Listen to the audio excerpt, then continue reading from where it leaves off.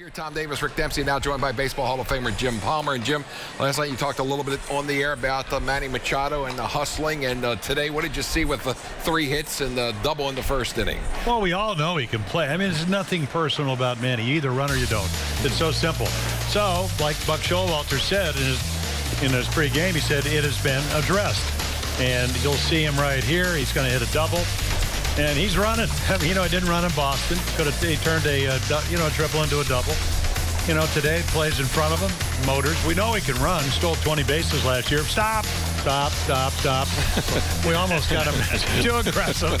But as it turns out, he thought Scope was going to hold up, and because of the overthrow, and then right here, he comes in, nice play right there, gets his foot down, and before Dickey makes a nice tag. It was perfectly executed once the ball got by Tolley. But again, you play the game one way, you run hard. Today he did, and he has good speed. And, I think it's been addressed, and hopefully that'll be the case. It's just so black and white. It's not personal. I'm an analyst. I observe things. You either run or you don't. He didn't run last night. Didn't run up in Boston. And, to me, it's nothing about him being one of the, right here, 1, 2, 3. Top 3 players in baseball. Simple as that. No, you're right, Jim. And you should never be afraid to say something that is the truth. These players right here, they should be held accountable, to all of their teammates. And we know Manny is not the kind of kid that goes out there and doesn't hustle all the time. You get into a little thing where you're watching the ball too much and you anticipate too soon that it's just going to be a single, it's just going to be a double.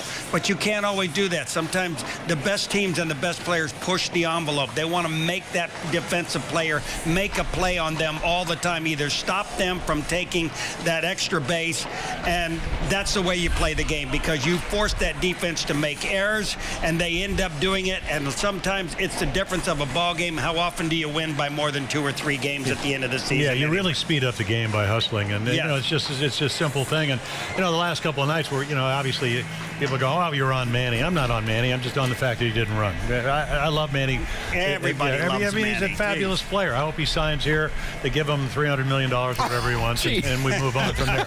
So, and I want to be his agent. I don't know, what do you get now, 3% or whatever? No, you're absolutely right, though. I've heard people down in the dugout, they complain about it, but they hate the truth. If they hear the truth, sometimes they hate it. I was never afraid of the media saying I'm a bad hitter in certain situations. I couldn't say anything because I was. You just try to be better, and you don't give them excuses. You don't give them easy excuses to get on you about never hustling. It's the easiest thing in the game to do is to hustle. Jim, let's turn the conversation to Ivani Gallardo. What did you see today? Well, the Orioles staff, from Richie Bancel to strength trainers, everybody, Brian Ebel, the assistant trainer, did a wonderful job of actually, finding out that he had a problem with the scapular, arm strength. He had some tendonitis. In spring training, I'm going, this is not the guy I saw last year, because he could make his pitches.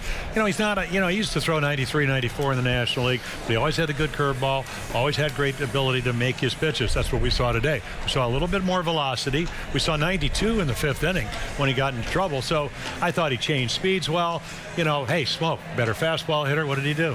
Throw him the curveball. With the bases loaded. And it's with a 3-2 game. So I thought I saw somebody where the Orioles are looking for starters.